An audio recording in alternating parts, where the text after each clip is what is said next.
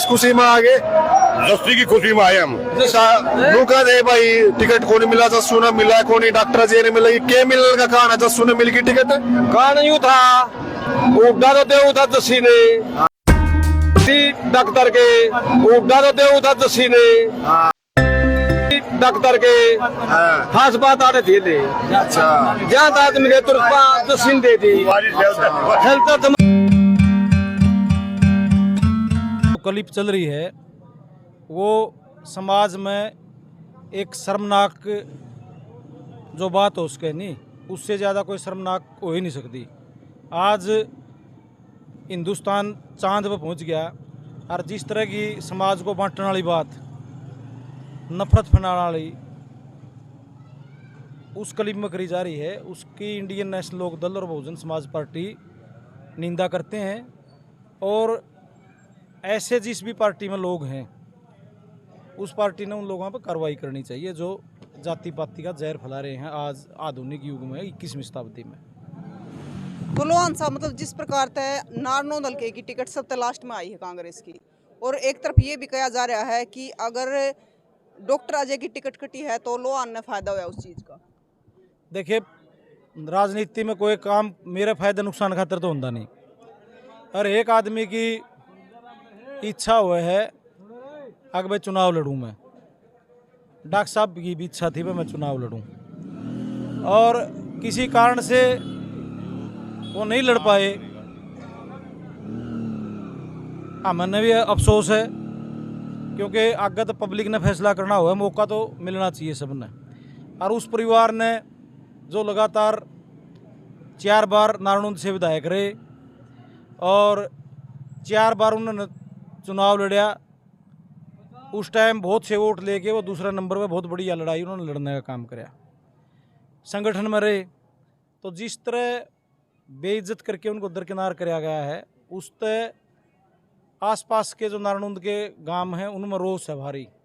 और जो चौधरी वीरेंद्र सिंह से जिनकी आस्था जुड़ी रही है उनमें भी बहुत गुस्सा है लोगों में।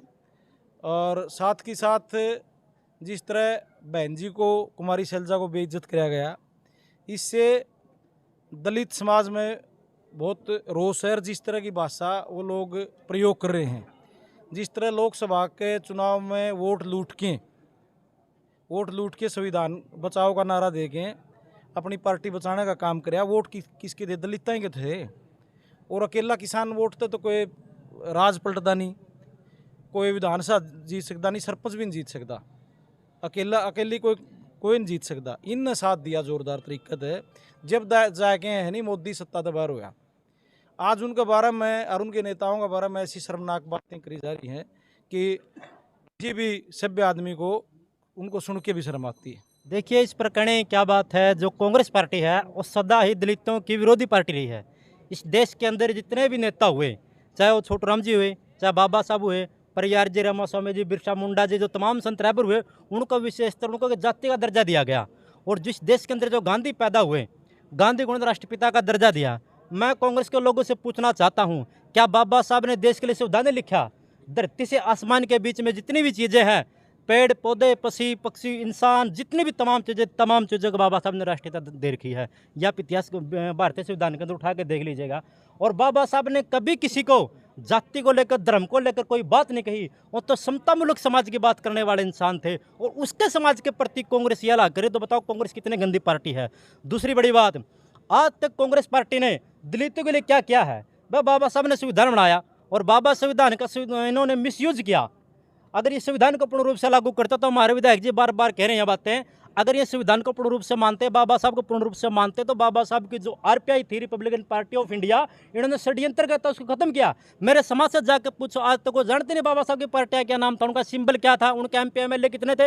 ये कांग्रेस पार्टी बहुत गंदी पार्टी है।